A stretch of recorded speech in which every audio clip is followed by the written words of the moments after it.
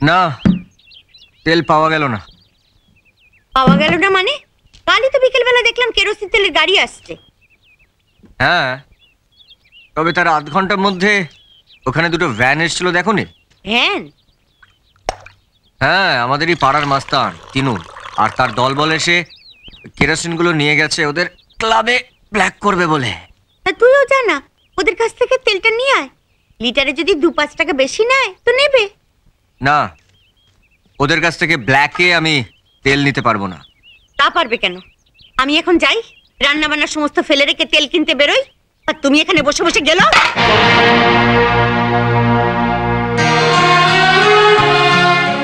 আচ্ছা মা, পান থেকে চুন খসলে তুমি দাদাকে এভাবে খাবারের খোঁটা দাও কেন বলো তো? এই কি আর সাদে? ঘরে এক ফোঁটা কেরোসিন তেল নেই, গ্যাস কবে আসবে তারও কোনো ঠিক নেই। তো দাদা কি ভেবেছে যে আজ দুপুরে রান্না কি করে হবে? আচ্ছা, কেরোসিন পাওয়া না গেলে ও কি করবে? ও কি করবে মানে? ও কি পারতো না তিনুদের ক্লাব থেকে একটু কেরোসিন নিয়ে আসতে? তাতে কেউ জাগ যেত? ও দাদা! আরে ছোটু, আয় আয় আয় আয় ভেতরে। আরে বস। এতে 5 লিটার তেল আছে। তুই তেল পেলি কোত্থেকে? তিনু দাদার ক্লাব ঘর থেকে নিয়ে এলাম। নিশ্চয়ই বেশি টাকা দিয়ে নিয়ে এসছিস। তোমাদের জন্য আনছি বললে লিটারে অন্তত 8-9 টাকা নিত। আমি বললাম আমাদের দোকানের জন্য আনছি। তা তুই এতগুলো টাকা পেলি কোত্থেকে? কোত্থেকে মানে? দোকানে কেরোসিন তেল আসছে এই খবর আমি ওদের দিয়েছিলাম। ওরা আমাকে 50 টাকা দিয়েছিল, সেই টাকা থেকেই নিয়ে আসছি। রাস্তায় দাঁড়িয়ে আমার সঙ্গে গল্প করার জন্য ভোলাদার হাতে মার খেলি, তারপরে আমাদের জন্য কেরোসিন তেল নিয়ে আসলি? ছোটবেলা থেকে মার খেতে খেতেই তো বড় হয়েছি। মার খাওয়াটা আমার অভ্যাস হয়ে গেছে। দিনে খাবার খাই 2 বার, আর মার যে কতবার খাই তার কোনো ঠিক নেই। না, আমি যাই গো। এই বস, নে একটা রুটি খেয়ে যা। আমি খাবো না গো। এই কোনো কথা নয়, একেবারে চুপচাপ হা কর, হা কর। নাও, খাও না, খাও। আমাকে এইভাবে কেউ কোনোদিন খাওয়ায়নি, জানো আলাদা? আমার বাবাও না। চলি। দাঁড়া, তেলের টাকাটা নিয়ে যা। টাকাটা তোমার কাছে রেখে দাও, দিদির বিয়ের সময় দিও। ভারী মিষ্টি ছেলেটা না? হ্যাঁ, ওর সৎ মা ওকে আর ওর দিদিকে বাড়ির থেকে তাড়িয়ে দিয়েছে।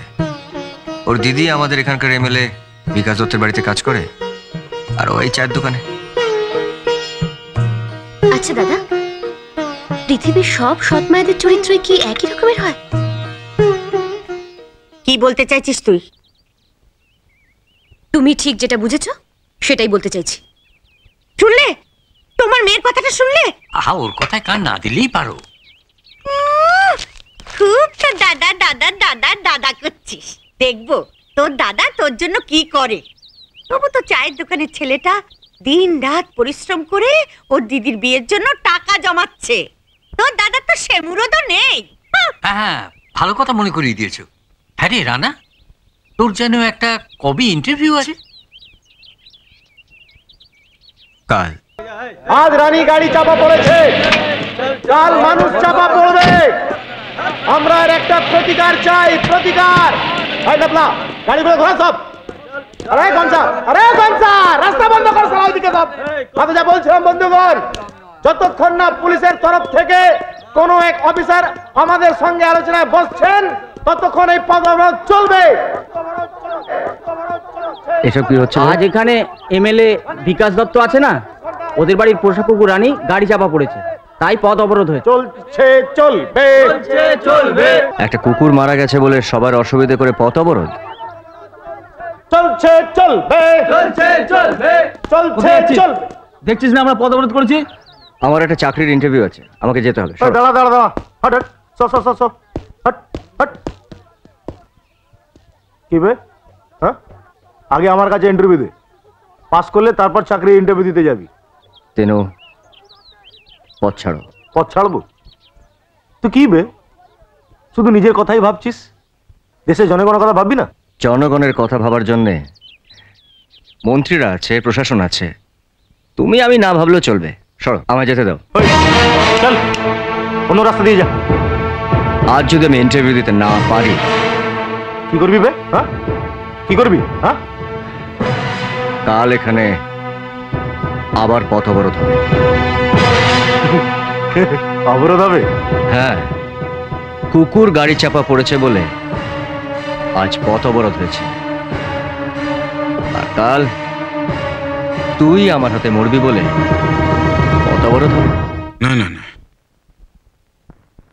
যতক্ষণ না আপনারা রানীকে যে গাড়ি চাপা দিয়েছে সেই গাড়ি ড্রাইভারকে অ্যারেস্ট না করছেন, ততক্ষণ আমি অবরোধ তুলব না।